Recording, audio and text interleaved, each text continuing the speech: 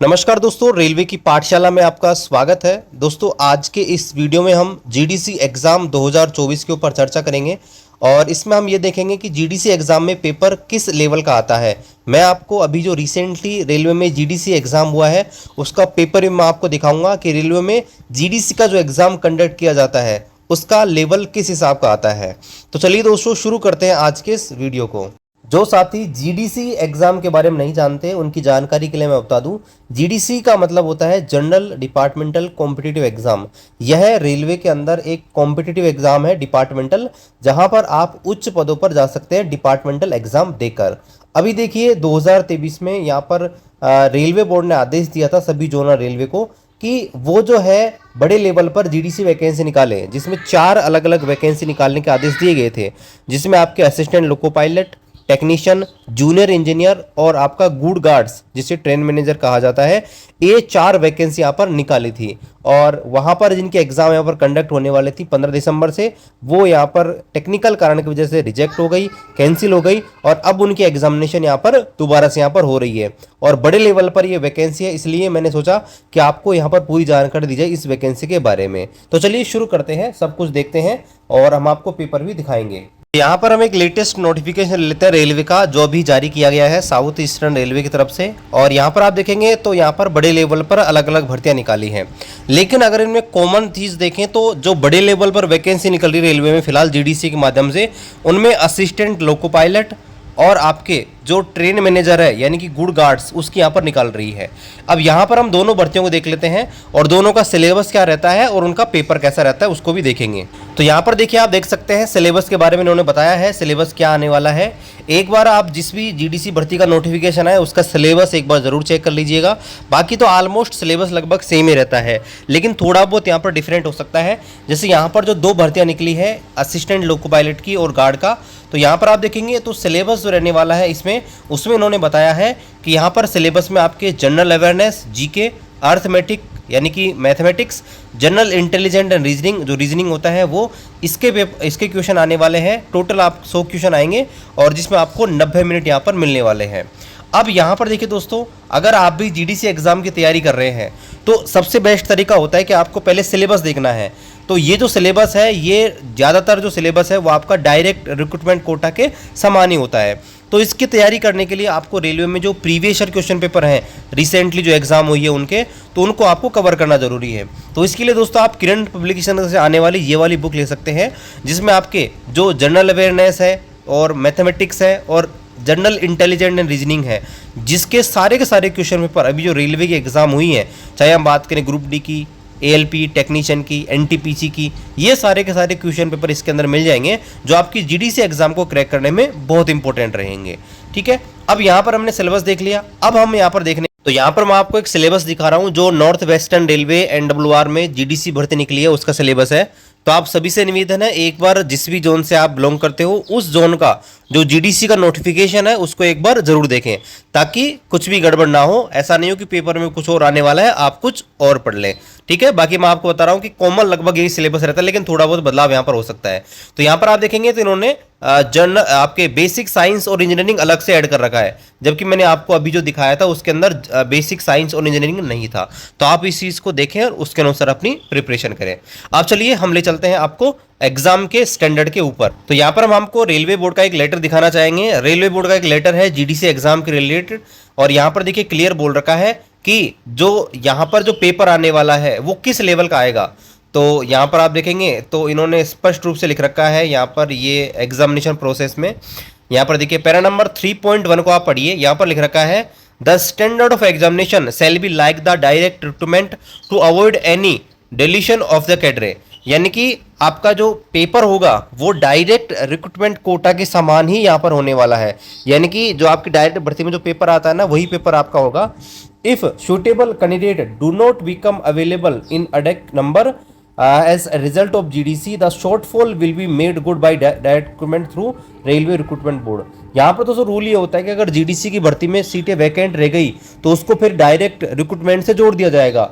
इसलिए यहाँ पर आपको जो पेपर का लेवल रखना है वो सीधी भर्ती के बराबर ही रखना है। तो चलिए हम आपको एक पेपर दिखा देते हैं। तो यहाँ पर आप देखेंगे अभी आरआरसी जयपुर से एक जीडीसी की भर्ती कंडक्ट की गई है 2023 के अंदर। उसका पेपर मैं आपको दिखाने वाला हूँ। आप यहाँ पर डेट भी देख सकते हैं, 22/7/2023 को पेपर हुआ है और असिस्टेंट लोको पायलट की भर्ती का है।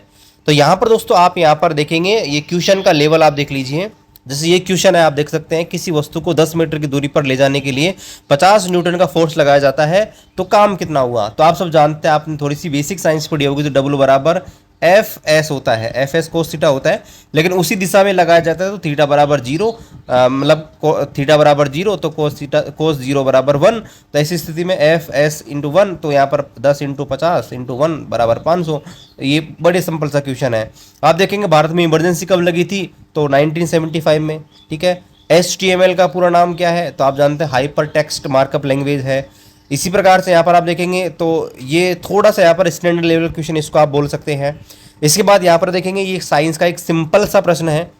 यहाँ पर बोला गया है कि एक मशीन 5 सेकंड में 100 जूल कार्य करने में सक्षम है, तो इसकी क्षमता ज्ञात कीजिए। तो आप जानते हैं P बराबर W/T होता है, तो आपको दे रखा है 100/5 निकालेंगे तो ये आपका 20 आ जाएगा। ठीक है, आगे देखें तो यहाँ पर बोल रखा है कि ये बड़ा सिंपल सा डायरेक्शन का क्वेश्चन है, इसको आप इजीली सॉर्ट आउट कर सकते हैं। ठीक है, आगे यहाँ पर देखिए स्क्रू ड्राइवर जो होता है वो किस प्रकार की मशीन है। ठीक है, तो यहाँ पर जो है ये आपका बेसिक साइंस और इंजीनियरिंग से क्वेश्चन है। वह टेम्परेचर क्या है जहाँ पर सेल्सियस और फ़ारेनहाइट, ये आप फैक्ट वाले क्वेश्चन देखेंगे। साइंस का जो क्वेश्चन है ना एकदम बिल्कुल फैक्ट पे आधारित है, आपको ज़्यादा कैलकुलेशन ज़्यादा सोचने की जरूरत नहीं है। आप एक तरह से बोलेंगे जो रट्टा मार के आते हैं वो भी इस प्रश्न को कर देंगे कि -40 डिग्री सेल्सियस पे आपका दोनों इक्वल होते हैं। मानव शरीर में कौन सा अंग इंसुलिन बनाता है, बहुत सिंपल सा प्रश्न है, जो आपका अग्नाशय है वो बनाता है। आगे यहाँ पर देखिए इनका एलसीएम निकालना है, तो एलसीएम निकालना मैं करो, एलसीएम के अंदर ये सिंपल सा प्रश्न है, ज़्यादा टफ क्वेश्चन नहीं है। यहाँ पर आप देखेंगे तो जो पैरेलल और सीरीज कॉम्बिनेशन होता है इलेक्ट्रिक सर्किट के अंदर, उसके बारे में पूछा गया है कि कौन सा इनके बारे में सत्य है। ठीक है, तो वो आपको बताना है। रेपो रेट क्या होती है, ये भी आप बोलेंगे। इकोनॉमिक्स का एक सिंपल सा प्रश्न है, जहाँ पर नॉर्मल आपको थोड़ा भी ज्ञान होगा तो भी आप इसका जवाब दे सकते हैं। रेपो रेट वो रेट होती है जहाँ पर कोई भी बैंक होता है आरबीआई से पैसा उधार लेता है, और जब वापिस वो रिटर्न करता है पैसा तो उसको रिवर्स रेपो रेट बोलते हैं। ठीक है, ये साल दर साल अलग अलग होती है। ये आप देखेंगे तो एक जो आपका परसेंटेज है उसका एक सिंपल सा क्वेश्चन आप बोलेंगे। सिंपल सा इसलिए है क्योंकि यहाँ पर आप देखेंगे पहले 10% बढ़ गई, यानी कि वो आपके 10 से 11 हो गई, और फिर बोल रहा है कि दूसरे वर्ष में 8% कम हो गई, तो आप यहाँ पर इसका लगा देंगे, मतलब कि पहले 100 थी वो आपके 92 रह गई। इनको सीधा सा मल्टीप्लाई करना है, इसकी वैल्यू आपको 20,000 दी गई है, इसकी वैल्यू आपको निकालनी है। तो मतलब कि मॉडरेट पेपर इसको बोल सकते हैं। ठीक है, यहाँ पर देखिए डेंसिटी से रिलेटेड है। ठीक है, तो साइंस तो मैं मानूंगा कि साइंस के जो भी क्वेश्चन मैंने देखे हैं बहुत ही ईजी हैं, और मैथमेटिक्स भी आप देखेंगे तो यहाँ पर देखेंगे ये मॉडरेट लेवल के आप बोल सकते हैं। ठीक है, ठीक है, तो यहाँ पर आप देखेंगे ये सारे के सारे प्रश्न हैं, इसको आप देख सकते हैं। पेपर को मैं हमारे टेलीग्राम ग्रुप पर अवेलेबल भी करा दूंगा, वहाँ से आप देख सकते हैं। जैसे पहली वंदे भारत ट्रेन कहाँ चली थी, तो वाराणसी टू न्यू दिल्ली। पर्यावरण दिवस कब मनाया जाता है, मतलब ये बोलेंगे तो जो कंपटीशन की तैयारी कर रहे हैं डायरेक्ट रिक्रूटमेंट कोटा की, तो उनके लिए ये बहुत ही ईजी पेपर होगा, मॉडरेट पेपर आप इसको बोलेंगे। ठीक है, यहाँ पर आप देखिए आयत की लंबाई इतनी बढ़ गई, चौड़ाई इतनी बढ़ गई, तो उसके क्षेत्रफल में क्या प्रभाव पड़ेगा, मतलब इसको आप बोलेंगे तो बड़ा सिंपल सा प्रश्न है। ठीक है, जो भी कंपटीशन की प्रिपरेशन कर रहे हैं उनके लिए, कि आयत की लंबाई 20% बढ़ गई, यानी कि पहले 5 थी फिर 6 हो गई।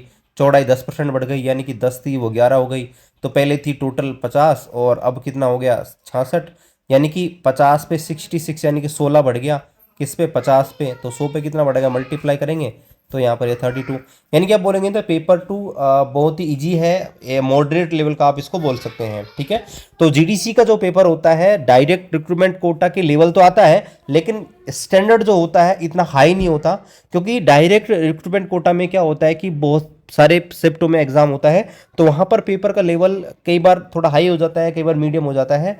ठीक है, तो यहाँ पर आप इस पेपर को देख सकते हैं, मैं इसको मॉडरेट लेवल का बोलूँगा। बाकी आप इस पेपर के बारे में क्या सोचते हैं, ठीक है, आप बता सकते हैं। बाकी दोस्तों आप प्रिपरेशन कर लीजिए, एक बड़े लेवल पर आपके पास मौका है जीडीसी एग्जाम को निकालने का। ठीक है, अभी से आप प्रिपरेशन करना स्टार्ट कीजिए। बड़े लेवल पर एएलपी की वैकेंसी निकल रही हैं, गार्ड की वैकेंसी निकल रही हैं, जहां पर आप उच्च पदों में जा सकते हैं। ठीक है, तो चैनल को सब्सक्राइब कर लीजिएगा, टेलीग्राम ग्रुप को ज्वाइन कर लीजिएगा, लिंक डिस्क्रिप्शन में मिल जाएगा, या टेलीग्राम पे सर्च करेंगे रेलवे की पाठशाला तो आपको वहाँ पर मिल जाएगा। ठीक है, मिलते हैं आपसे अगले वीडियो में, तब तक जय हिंद, वंदे मातरम।